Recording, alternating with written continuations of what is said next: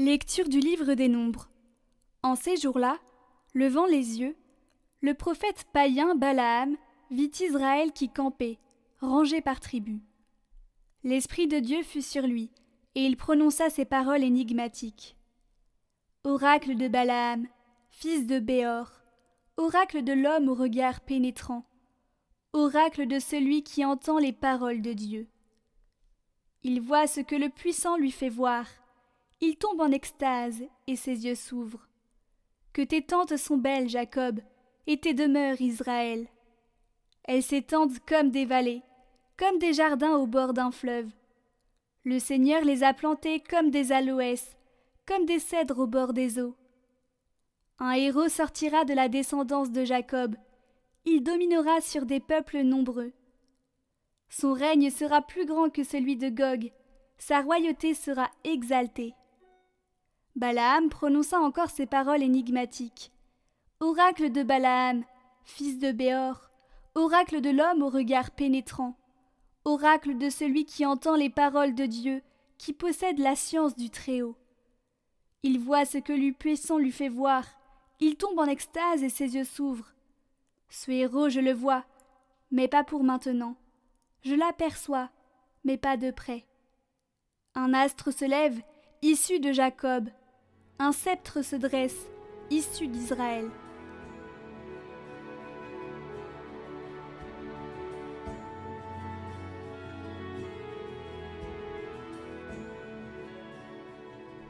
Seigneur, fais-moi connaître ta route. Seigneur, enseigne-moi tes voies, fais-moi connaître ta route. Dirige-moi par ta vérité, enseigne-moi. Car tu es le Dieu qui me sauve. Rappelle-toi, Seigneur, ta tendresse, ton amour qui est de toujours. Dans ton amour, ne m'oublie pas, en raison de ta bonté, Seigneur. Il est droit, il est bon, le Seigneur, lui qui montre aux pécheurs le chemin. Sa justice dirige les humbles, il enseigne aux humbles son chemin.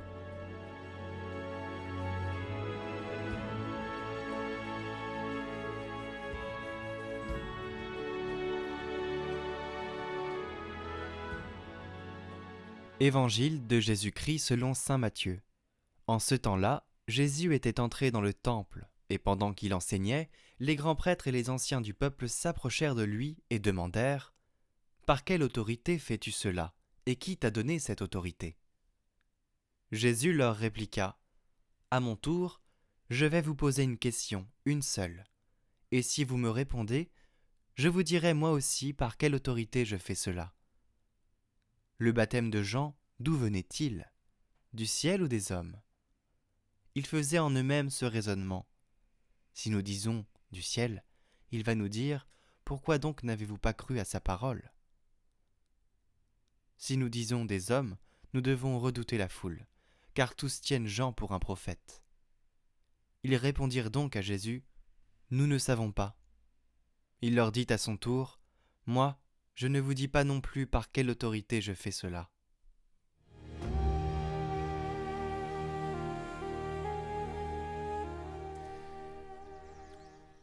Jésus servait les gens.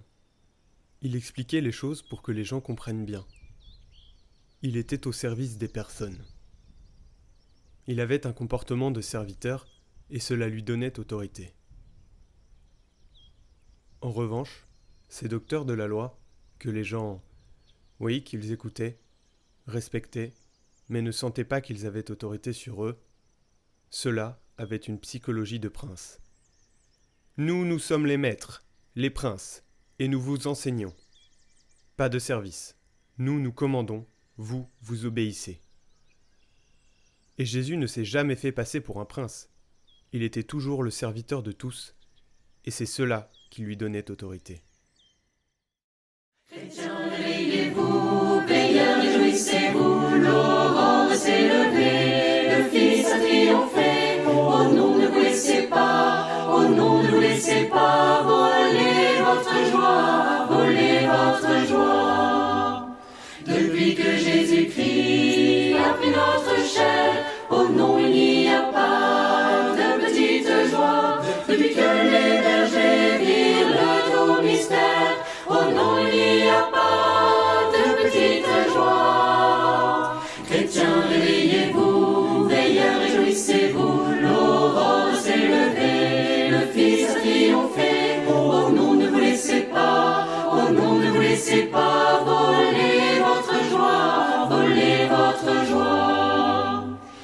Depuis que le Messie triomphe au désert, oh non, il n'y a pas de petite joie.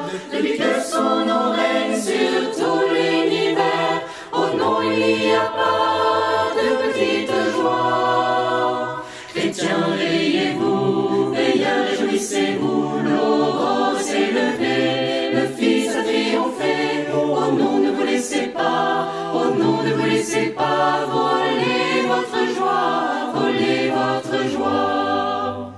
Depuis que Jésus-Christ a vaincu la mort, oh non, il n'y a pas de petite joie. Depuis que par le feu l'Esprit nous rend forts, oh non, il n'y a pas de petite joie. Chrétiens, réveillez-vous, veilleurs, réjouissez-vous, l'aurore s'est levée, le Fils a triomphé. Oh non, ne vous laissez pas, oh non, ne vous laissez pas voler votre joie, voler votre joie.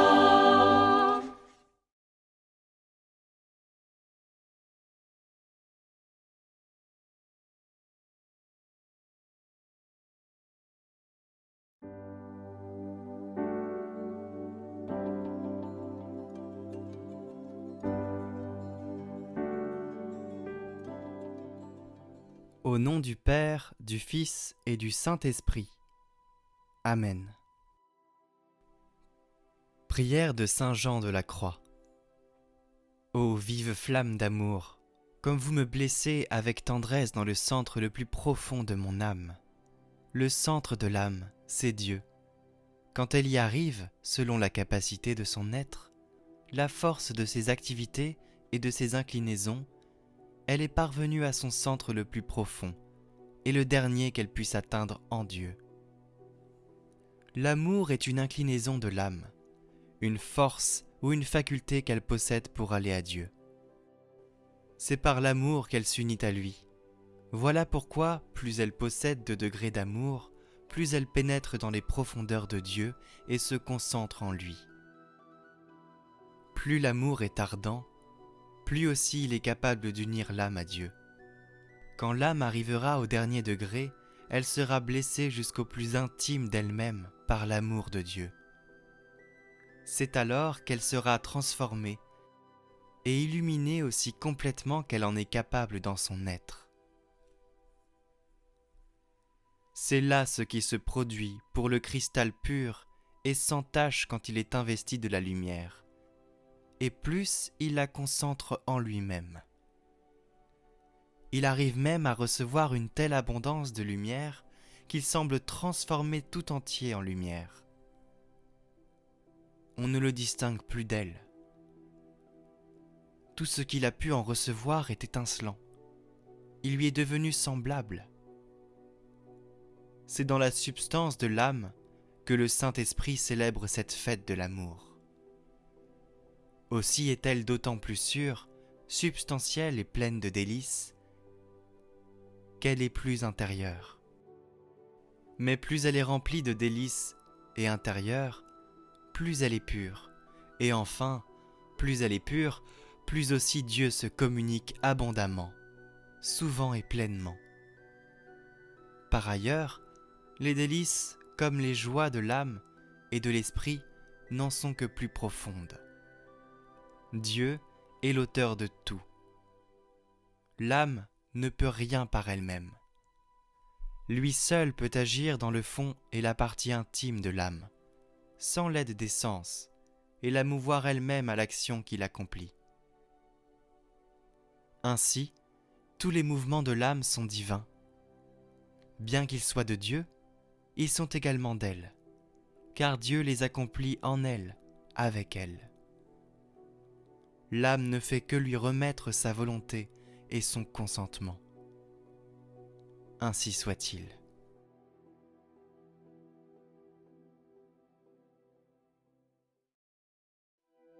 Notre Père, qui es aux cieux, que ton nom soit sanctifié, que ton règne vienne, que ta volonté soit faite sur la terre comme au ciel. Donne-nous aujourd'hui notre pain de ce jour. Pardonne-nous nos offenses, comme nous pardonnons aussi à ceux qui nous ont offensés.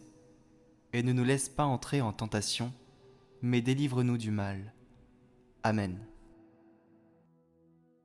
Je vous salue Marie, pleine de grâce, le Seigneur est avec vous. Vous êtes bénie entre toutes les femmes, et Jésus, le fruit de vos entrailles, est béni. Sainte Marie, Mère de Dieu, priez pour nous, pauvres pécheurs, maintenant et à l'heure de notre mort. Amen. Gloire au Père, et au Fils, et au Saint-Esprit, comme il était au commencement, maintenant et toujours, pour les siècles des siècles. Amen.